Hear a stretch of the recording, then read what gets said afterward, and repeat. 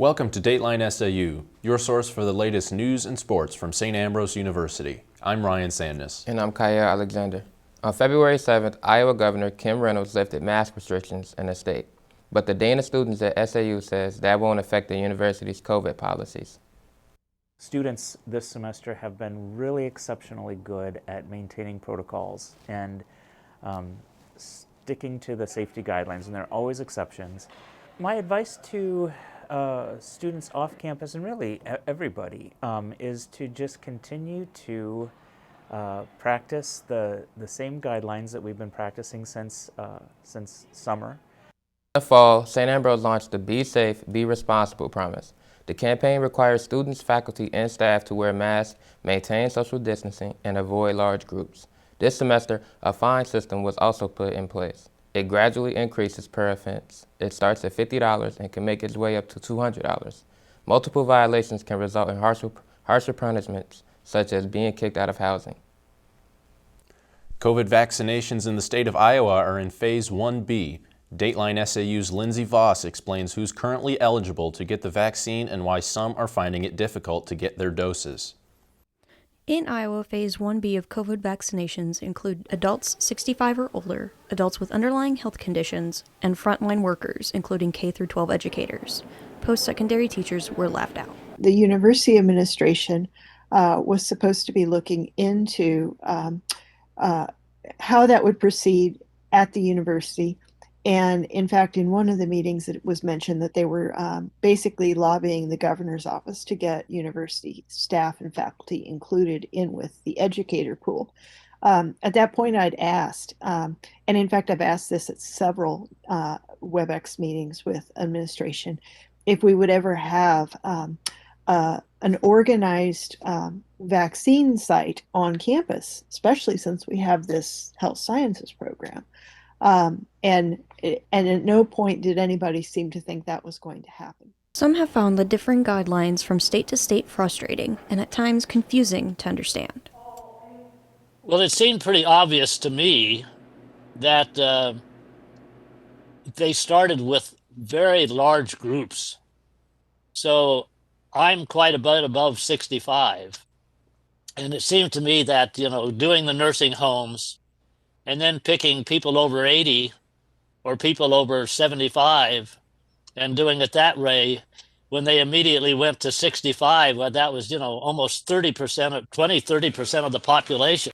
SAU professors, like Terry Schweitzer, say online registration and appointments are a barrier to those who have little or no internet access. One of my other frustrations with the whole situation is the fact that the powers that be seem to be completely ignoring or not wanting to acknowledge those that live in areas that do not have access to the internet. My parents don't have access to the internet. And so when I've asked about that, when I've been calling about myself, what I've been told repeatedly is that I need to manage all of that for them. I need to create email addresses for them. I need to make the appointments for them. Gary Menard, a professor in the cybersecurity department, had his own issues trying to get an online appointment. That was a very, very, very long process. And it seemed that they were more interested in my being a customer, a regular customer. They even wanted to know what color my car was. They seemed to be verifying my address by knowing my Camry was blue. So I went through that process, and so that was tedious. Both Menard and Schweitzer are looking at several avenues, including family doctors and pharmacies, to try and secure a dose of the vaccine. Lindsay Voss, Dateline, SAU. Anyone still trying to find appointments to get a vaccine should be looking at their county health departments and local pharmacies. St. Ambrose students will have a day off next Wednesday, February 24th. It was added to the school calendar a few weeks ago. Students recently received an email reminding them about that day, which caused some question why this random day off exists. SAU administrators say since COVID-19 eliminated spring break this year, it was felt that some break was necessary, and the data is not as random as it seems. The semester is 16 weeks in length. To give you an idea, Easter this year falls in week 10. So that's where we really came up with the particular week. This is going to be, next week will be week 5 of the semester. So to try to break up the semester into thirds. Simon says that the day off could be a good opportunity for students to rest and recover. He adds that students could use the time to look ahead to investigate summer jobs or consider taking summer classes. It's been a harsh winter, with snow and ice coating the campus early in the semester. SAU's physical plant director Jim Hannon says it's kept his team busy. Yeah, we've been through about 50 pallets of salt, maybe a little more. And that's for entryways, for sidewalks, for houses, for the parking lots, which is 21 acres of parking lot, roughly 16 football fields. The difference this year has been all the extreme cold and icing conditions. It's been a unique year in that regard.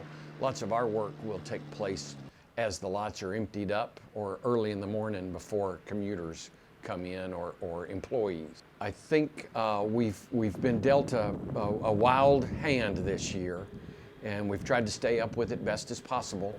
STEP at SAU, formerly known as Positive Hearts, is a club on campus helping to train future service dogs. This winter, they sent one of their pups, Image, off to a canine companions training center to begin her professional training. It's a bittersweet thing because, I mean, I would be lying to say that I didn't build any type of attachment towards Image. She's a fantastic dog, and she loved everyone she met. So it was hard to say like goodbye at first and everything, but also like you're excited for her. I kind of, how like your parents are sad to see you go off to college, but they're also proud of you at the same time. That's what I felt like a proud college dad. A few weeks into the program, Image's handler, TJ Schubert, found out she didn't make the cut due to a lack of work ethic. Schubert has since adopted Image and is now looking into having her trained as a therapy dog this summer. Campus radio station KALA-FM is nominated for annual Intercollegiate Broadcasting Awards. I spoke with the students and staff from the station to find out how the radio station has remained successful throughout the years. The Intercollegiate Broadcasting System nominates the best of students' work within the communication field throughout the year.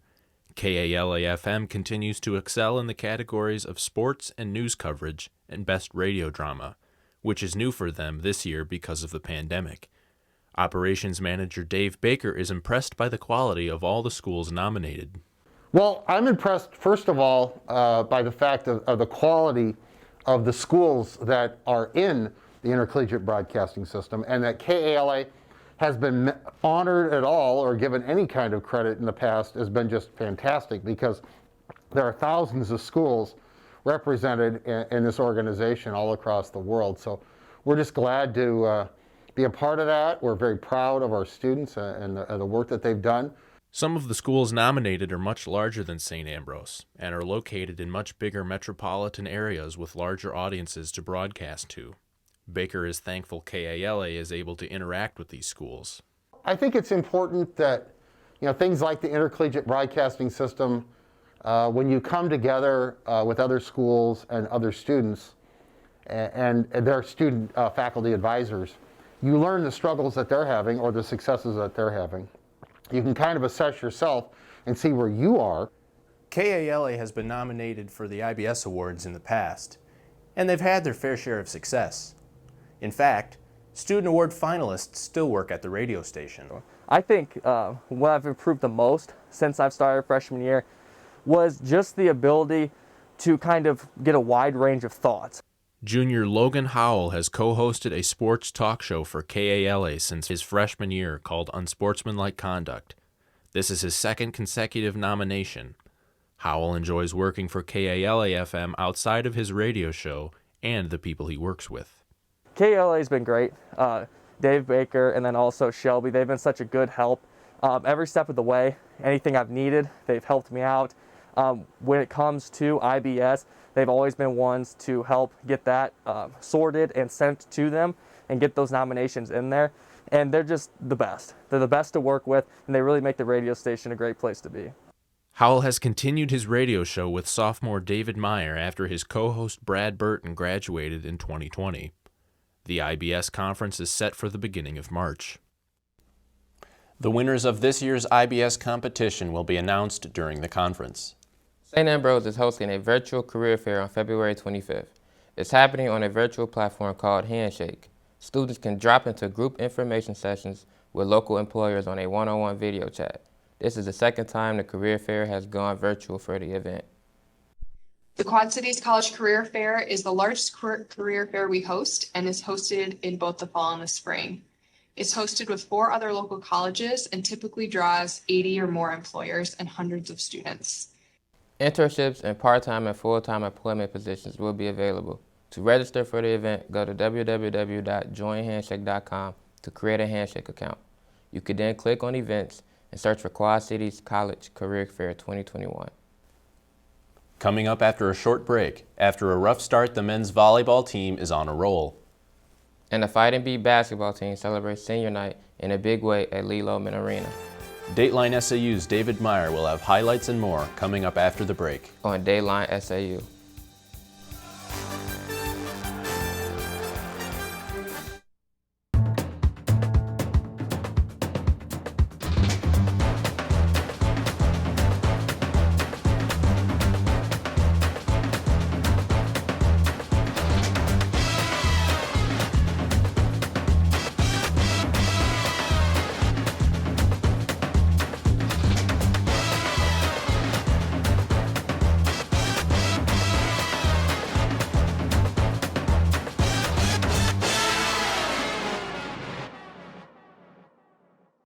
We're more than a radio station. We're your neighbors, investing time in our community. We're mentors, guiding the next generation of broadcasters. We're supporters of veterans, partners with social service agencies, and investigators of history.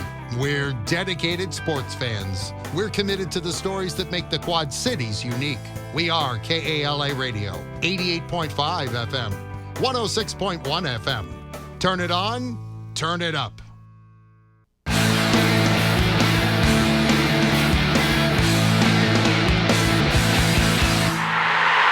It has been a strange season for the men's basketball team, with abrupt schedule changes and COVID-19 protocols. That's why Wednesday's senior night was even more special for the team's 8 seniors as they played their final regular season game on their home court. Early in the contest, one of those senior leaders, Dylan Kazmarek, hits this bomb from the corner and St. Ambrose takes a 6-point lead. A bit later, another senior mainstay, John Kerr, looks like he's headed for a big night, draining this 3 from the opposite corner, and the Bees go up 21-9. But Kerr really gets going for the Bees in the second half with this monster dunk, and the fans want more. You ask and you shall receive. Scholes with a nice pass to the streaking Kerr, and the Bees cruise to a big CCAC win. Kerr led the way with 28 points as 10 Bees hit the scoring column. Senior Michael Williams had another big game for SAU with 16 points.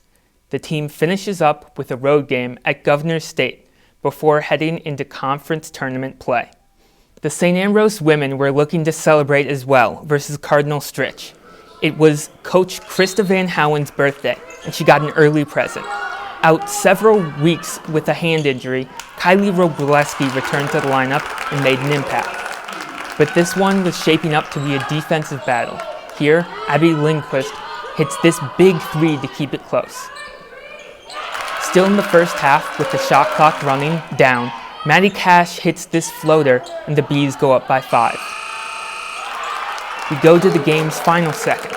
The score tied at 51, and Stritch's Tamia Stotts drives the lane for the game winner, and the Bees end up dropping a heartbreaker, 53-51. One silver lining, Kylie Robleski is back, leading the way with 11 points. Like the men, the women closed the regular season at Governors State before beginning CCAC tournament play on Tuesday. After starting the season losing their first 9 matches, the St. Ambrose men's volleyball team has hit its stride. On Tuesday, the team traveled to La Crosse, Wisconsin, and defeated Viterbo for their 4th straight win. Jalen Clark led the way with 17 kills, and CCAC Setter of the Week, Jake Snyder, had 46 assists on the game.